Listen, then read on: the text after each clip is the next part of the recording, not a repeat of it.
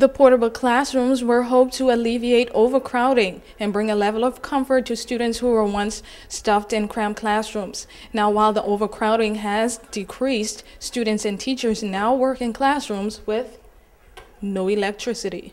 This is the case at the Clement Howell High School. According to school officials, engineering and maintenance services representatives promised that electricity would be installed in the classrooms last week. Today, a visit to the Clement Howell High School, however, revealed that that promise had not been kept. These containerized classrooms that we have here at Clement Howell High School, they came fully wired, and each container has 2 classrooms with 2 AC units.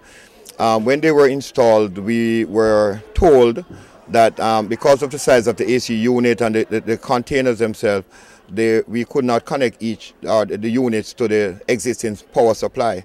And so there was need for them to bring in a new supply line along with a transformer. The company that was contracted to do the installation, they did all the necessary work along with the assistance of EMS.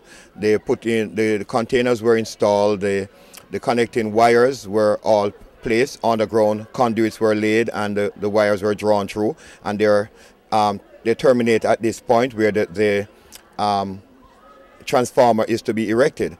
Now what we are awaiting, based on information I got from EMS, is the representative or the workers from Power Company, PPC, to come in and install the transformer and do the necessary connection to the external source and to the existing classroom.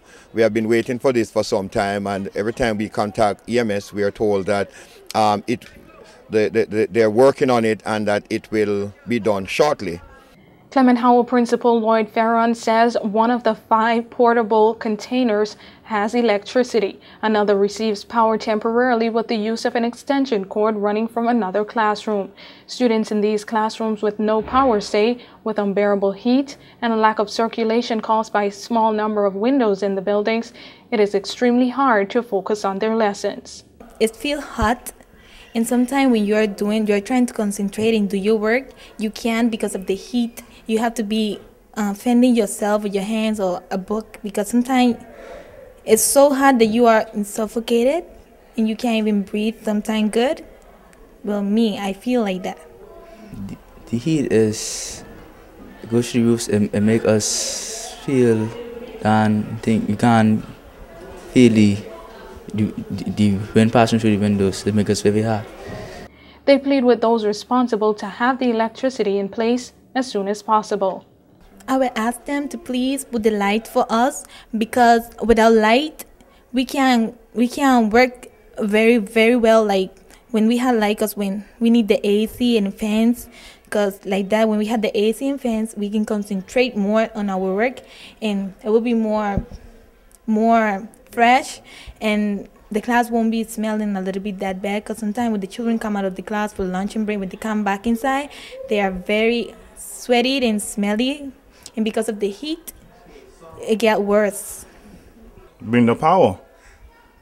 We need some electricity in your man. You're hot. Farron says the lack of electricity becomes an added problem on days like yesterday when there is heavy rain. Yes, in a situation like yesterday when we had those heavy rain and the students had to close the classrooms, it was unbearable inside there. Even though it was raining and the condition was much cool, because we only have a few windows and there was no source of to get the air to circulate. When you have 25 or 20 students sitting in these small rooms with the windows closed, it becomes somewhat unbearable. It's both hot and musky, and the stench that is coming, it was unbearable. So the students had to be, we removed the students. As a matter of fact, one group is now occupying our 5th form, a classroom that was normally occupied by 5th formers as a result of that. Now News 4 spoke with Director of Education Edgar Howell, who made assurances that the classrooms should have electricity by Monday. We have been in contact with Power Company, and the transformers and meters that they needed to have in place in order to be able to hook the schools into electricity, into the main source.